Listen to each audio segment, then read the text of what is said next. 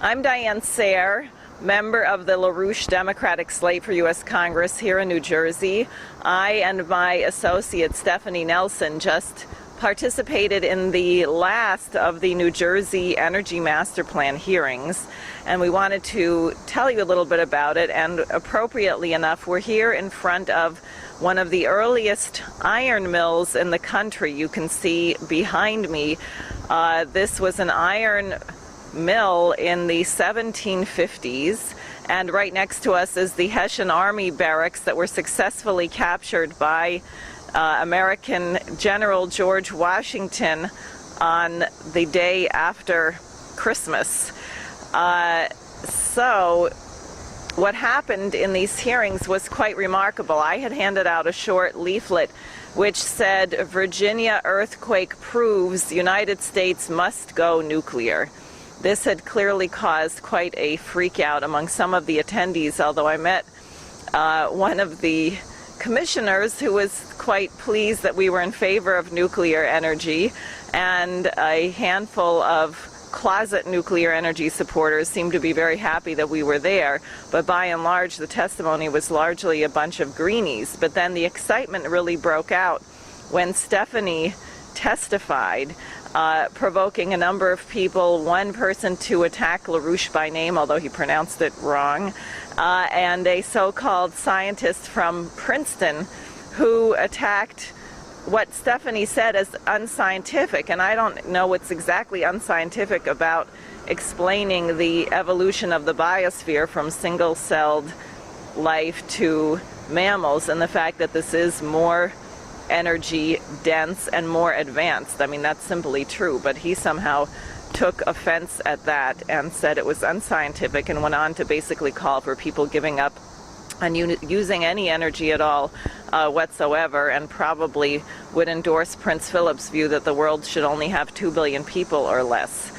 But why don't you say a few words about your testimony? Well, first thing, the Energy Master Plan hearings are based on legislation from a number of years ago to, in reaction, it was the Global Warming Response Act of 2007. Basically saying that New Jersey has to do its part to reduce, its carbon footprint on the world and not help, damage the planet with global warming. And so they're moving to make New Jersey 70% reliable on renewable energies. And so the whole discussion is how to move New Jersey away from coal, away from petroleum, away from natural gas, away from nuclear to solar and wind, such that by 2020 they'll at least have 22 to 30% of the energy on those renewables. So I started off saying that the entire premise of these hearings is a fraud, because global warming is a fraud. It's a lie promoted by the British Empire with the intention of reducing the world's population. And then I went through a picture of what the basement team has been presenting on the website, the development of the biosphere from lower forms of energy life to higher, more complex and more energy intense forms of life, using the example of reptiles to mammals, and what the difference is between those forms of life. And that principle of energy flux density and energy intensity, that's a scientific principle, not some arbitrary belief in energy efficiency, in lowering consumption, reducing energy demands, all these fascist, greeny, environmentalist beliefs, which have no scientific founding at all.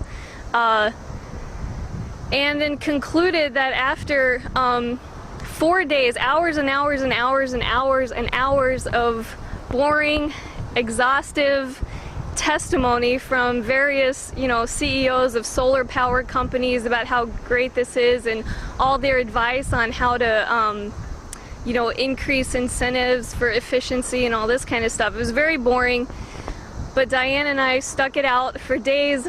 And so I told them, I concluded that my suggestion to them is just throw those hours of hearings out the window and tell the legislature to reverse their 2007 global warming plan and enact legislation that's actually human. So in conclusion, what I would like to reiterate on behalf of the slate is that Obama, who is Governor Christie's energy master plan role model, must be removed from the White House as soon as possible. Everything Lyndon LaRouche said about President Obama starting in April 2009 has been borne out, and I believe a chronology will soon appear on the website. The point about the iron mill behind me is that Governor Christie, who is determined to cut energy consumption, symbolically also intends to fill in this incredible piece of American history, just cover it back up under the dirt so that maybe people will forget that a major part of the American Revolution against the British Empire was to promote our ability to become an industrial, science-driven powerhouse.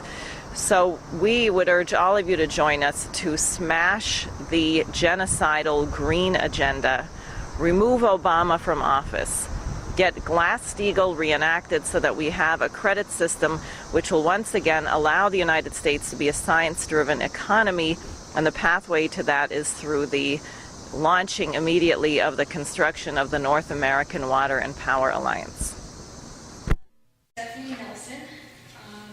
volunteer with the LaRouche PAC. I study physical economic science.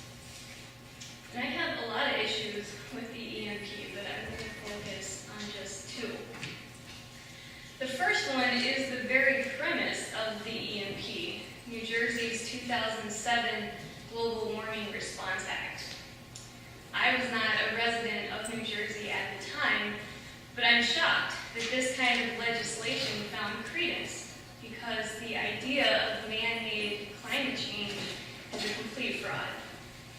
The argument that CO2 is a cause of temperature and climate change on the planet is so unfounded that it would be laughable if the consequences of such an outlook weren't so genocidal.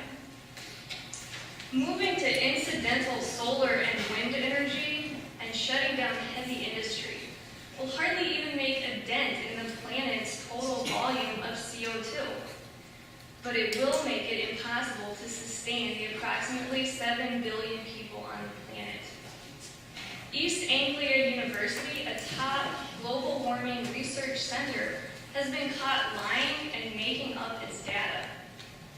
Man-made global warming is a lie, pushed by individuals like Hans Joachim Schellenhuber in order to reduce the human population down to about 1 billion.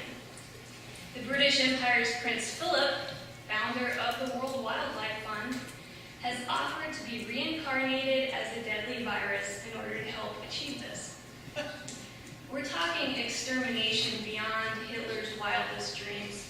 Not millions of people, but billions. Back to New Jersey. We're the Garden State. I would think that the people of New Jersey might have more respect for CO2, since it is plant food.